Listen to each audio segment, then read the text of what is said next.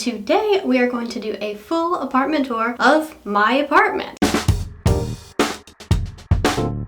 We are in my entryway. It's a bold welcome to my eccentric and colorful apartment. I installed removable navy blue Constellation wallpaper and added touches of brass and gold metal for warmth. If you're interested in learning more about how I transformed this small space, check out my video detailing my entire entryway makeover.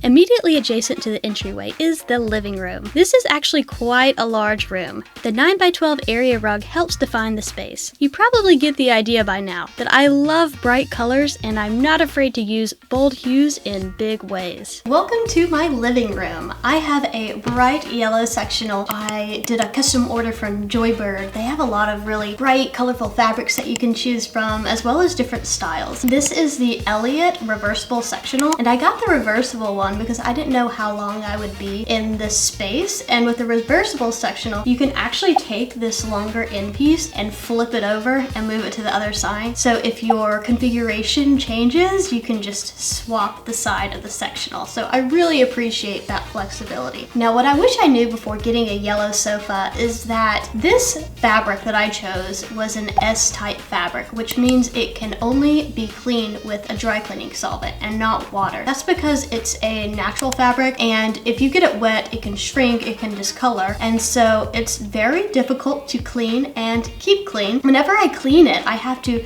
clean the entire cushion. You can't just spot clean it, or else it kind of like dries in rings. So that is the only thing I regret about the sofa decision. Is I wish I would have chosen a W type fabric, which is synthetic, microfiber, velvet, something that would be much more easy to clean. While I spent money on a large made-to-order sectional, the rest of my living room was completed on a much smaller budget. My large-scale artwork is DIY. The gray love seat was gifted by a friend moving away. The textiles and lighting fixtures were all bargain finds. I'm a big fan of Target and Overstock, and the furry stools were actually an IKEA hack. If I can make a piece of furniture or buy it for less, my thrifty self is going to go that route. Pinching pennies in some areas allows me to splurge on pieces that are truly meaningful.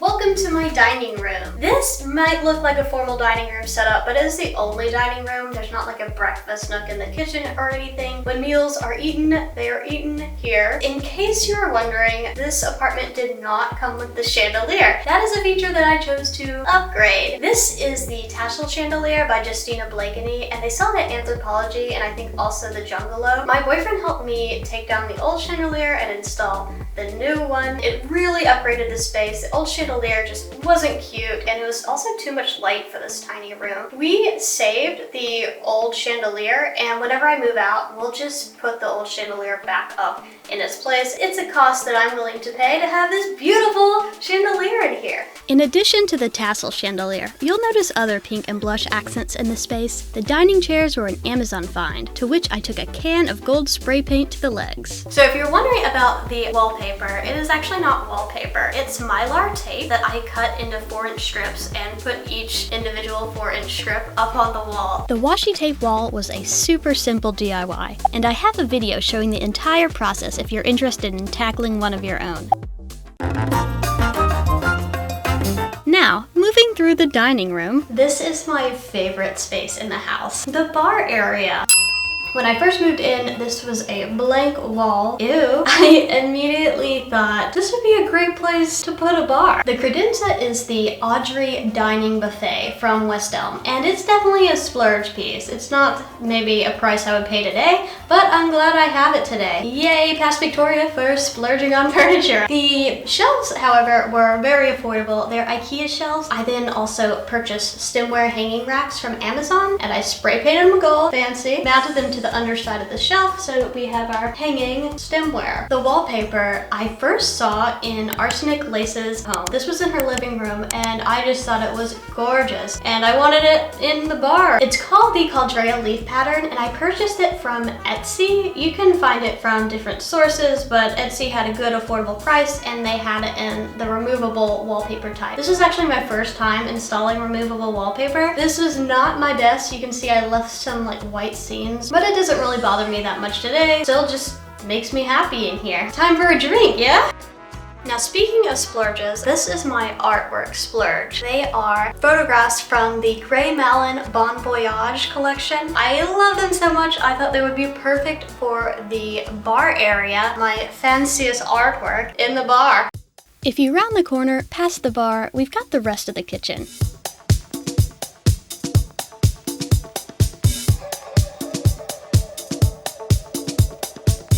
You'll see it's galley style, which is pretty common for LA. My kitchen pegboard is part function, part I just wanted to cover up this blank wall, and I thought what better way than with a kitchen pegboard. It's really come in handy for the larger, bulkier items like the colanders. They are visible and not just shoved into the back of a cabinet and hard to reach when it's time to use them. It's handy to have your utensils right by the stove, to just grab a utensil while you're cooking up things. Now let's cross back through the dining room, and then off the living room is my bedroom. I believe this is, as they say, where the magic happens. And by that I mean real magic, because as you can see, I live the life of a full-blown Disney princess. So in case you're wondering, my favorite color is pink, and I went all out with the pink in my bedroom. I think your bedroom is a place where you should really be able to express yourself. So I may be an adult with a pink princess bedroom, but I take no shame in that. This is my opportunity to really do what I want. I think you should do the same. If you have an idea or are really into something, don't be bashful about it. Be 100%. Be extra. Be a lot. It's your room. Express yourself. There is a lot going on in here. Even prior to working from home, I had a home office set up in my bedroom because I edit a lot of photos and videos in my spare time. I was careful to select a very deep desk so that I have room to write and draw, as well as space for my monitors. The shelves above my desk are, you wanna guess? From IKEA, and the brackets are spray painted gold. I really take advantage of open storage in my room. A lot of my decor items are bags, purses, and accessories that aren't just for display.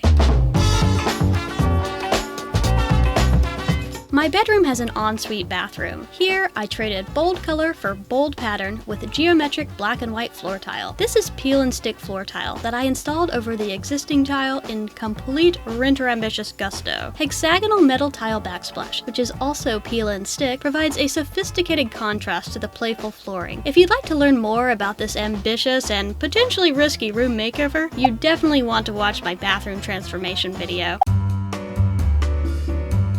Also accessory to my bedroom is my closet. And yes, my wardrobe is as bright as my design. This is no insane celebrity luxury walk-in closet, but I did install some shoe shelves that I really like, which is the main reason this space is being included on the tour. Time for the last room of the house. Super secret, super surprising. Are you ready for it? Our soon-to-be office space. Just 1 week ago, my roommate moved out. She's headed back to the East Coast where her family lives. So now, I have a new roommate coming in here. My boyfriend, Aaron, is moving in. We had planned to move in together this past summer, but since the pandemic happened, it just didn't seem right to displace our roommates and also to go apartment hunting. However, since my roommate announced that she was moving out, this was the opportunity, I guess, for Aaron and I to move in together despite the pandemic. So he is moving into this apartment. This room, which was my former roommate's room, was my roommate before my former roommate's room. This is going to become our office / guest bedroom. So as you can see, this room right now is kind of a mess, and that is because we're in the process of moving. I'm excited. I'm really excited for how things are turning out already as organization wise. I'm excited for the new design of the apartment, and I'm excited living with Aaron. As you can see, I am not a minimalist, and unapologetically so. My style is eccentric and colorful, with a touch of glamour. I'm not seeking to design to a specific era or style, but rather to provide opposition and contrast, which maintains balance without the rigidity of coloring inside of the lines. So if I introduce a modern piece like the yellow sectional, I immediately oppose it with a bohemian element, like the living room rug. Floral, geometric, abstract, perceptible. I've found this to be an effective strategy to blend styles and eras while maintaining a cohesive and intentional appearance. Well, there we have it. Thanks for coming along with me on this apartment tour. I hope you enjoyed this space in its very girly state. As you just found out, it will not be staying like this for too much longer. We're about to have a little style merger on our hands, and I am very excited for it. I think it's going to be a fun challenge, and I of course will be documenting it. So be sure to subscribe to the channel for videos on how this style merger turns out.